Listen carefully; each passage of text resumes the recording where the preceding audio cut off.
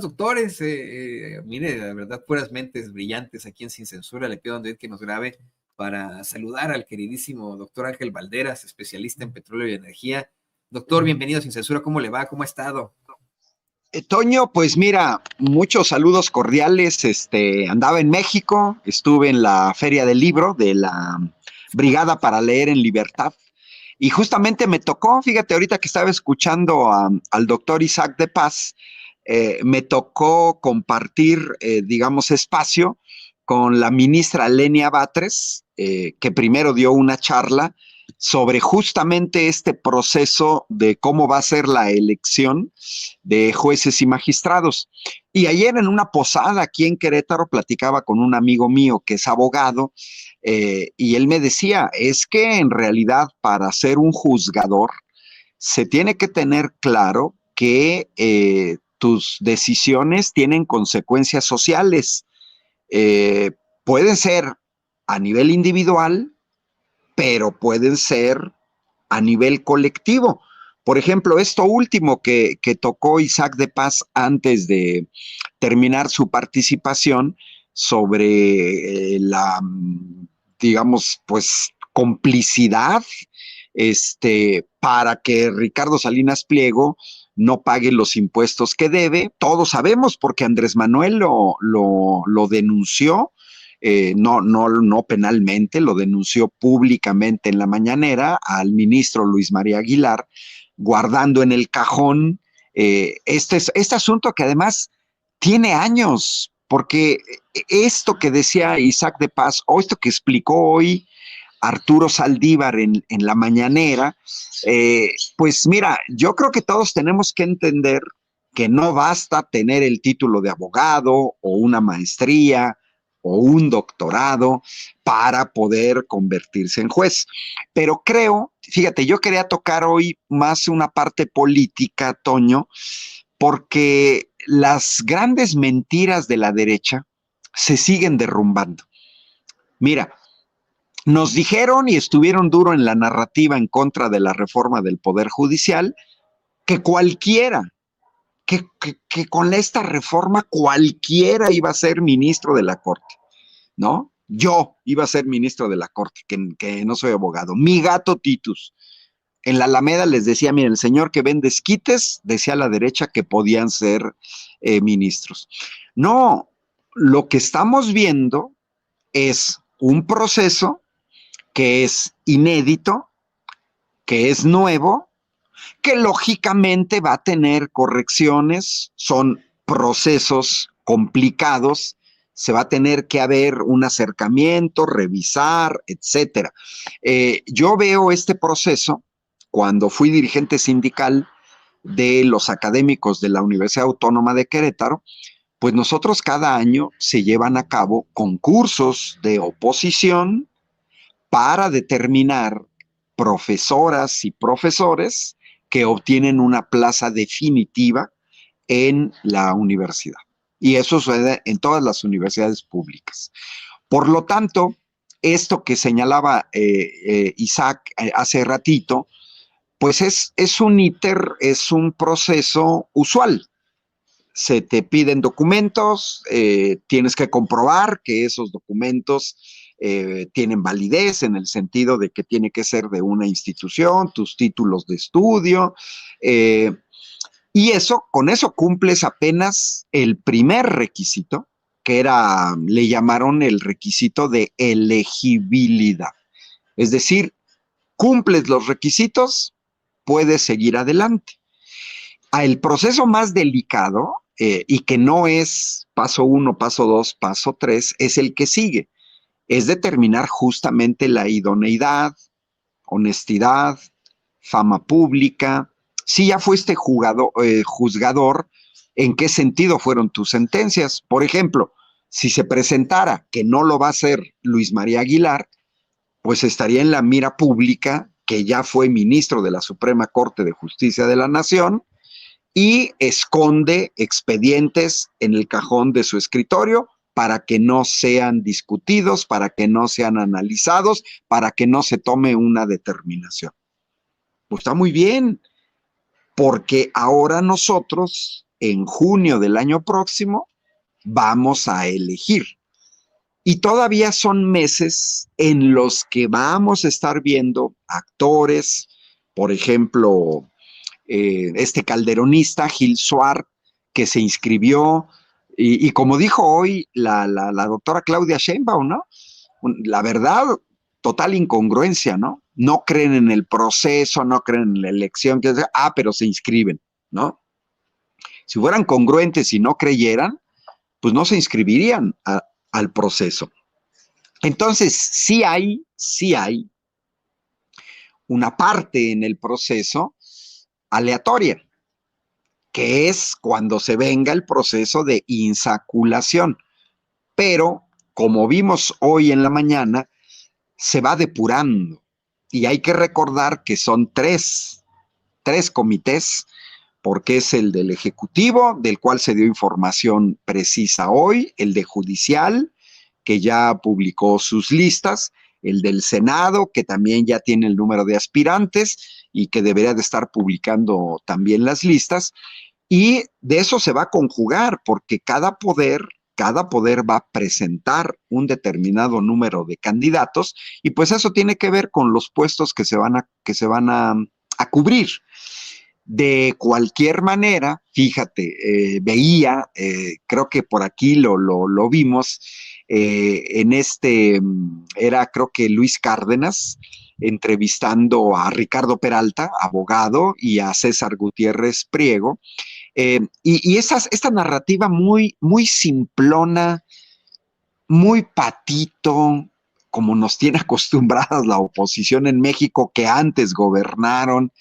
No, es que si los va a elegir la gente, ¿a qué intereses van a obedecer, etcétera? Y uno se pregunta, a ver, ¿qué no te estás escuchando lo que estás diciendo? Porque los que están ahorita, ¿a qué intereses sirven con sus decisiones? Porque se escandalizan de que los ciudadanos y las ciudadanas tengamos la posibilidad de elegir, pero ellos en esencia lo que nos están diciendo es que prefieren que sean poderes fácticos, poderes oscuros, élites que pueden ser económicas, políticas, y que ellos fueran los que decidieran la elección de jueces. Las implicaciones sociales son muy fuertes. Recordemos que la actual Suprema Corte de Justicia de la Nación, y bueno, en la época neoliberal, hay que decirlo bien claro, cuando en 1992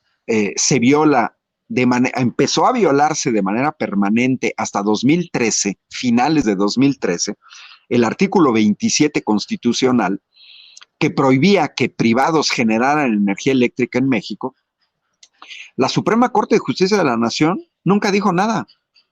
Era una violación flagrante de un artículo constitucional. Se utilizaron leyes secundarias para violar ese artículo constitucional y nunca dijeron nada.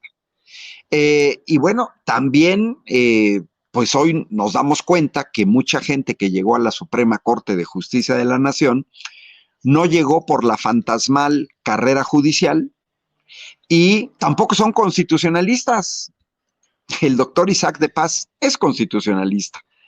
Todo esto está sirviendo, Toño, también para ventilar más cuestiones en el Poder Judicial, que era de los tres poderes, el menos vigilado, el menos juzgado, el menos criticado. Era como el poder intocable en el Olimpo, donde no podíamos conocer sueldos, contrataciones, fideicomisos, presupuestos, resoluciones, etcétera, ¿no? Y hoy en día todo esto ha servido. Por ejemplo, pues yo como dirigente sindical sí tenía la experiencia de saber que no por ser abogado le puedes entrar a todo. Pues porque hay abogados que se especializan en civil, en penal, en mercantil, en constitucional y luego en subespecialidades. Es igual que la medicina, igual que las matemáticas, igual que las ingenierías, igual que todas las profesiones. Te vas especializando en un sector. Y entonces hay que decirlo, los ministros de la Suprema Corte, muchos de ellos no eran constitucionalistas y su función era vigilar la Constitución. Y ya para cerrar, fíjate, Toño, sus discusiones patito, de estos integrantes de la Corte, por ejemplo, la última, recordarás, cuando aceptaron, por ejemplo, jueces y magistrados amparos contra una reforma constitucional, a pesar de que el artículo 61 de la ley de amparo dice que son improcedentes los amparos en contra de reformas constitucionales. Y magistrados y jueces solicitaron amparo a sabiendas que no era posible. O sea, ¿de qué se trata? No saben leer y otros los aceptaron. Y luego en la Corte querían, sin mayoría calificada, de 8 de los 11, Norma Piña, querían sacarse de la manga de que no bastaba mayoría simple, pero ya en pleno proceso de discusión. O sea, es una soberana vergüenza, la verdad, ver el comportamiento de esos jueces. Tiraron la ley de la industria eléctrica, requería 2/3, se reunieron, no lograron los 2/3, 7 la quisieron tirar, 4 dijeron que no, y de todas maneras después la tiró uno solo la tiró. Yo siempre dije, pues si en el Pleno no lograron tener los 8 votos necesarios para declararla inconstitucional, ¿por qué posteriormente uno sí lo pudo hacer? O la epidemia de amparitis por todo el país, pero para salvar siempre intereses particulares.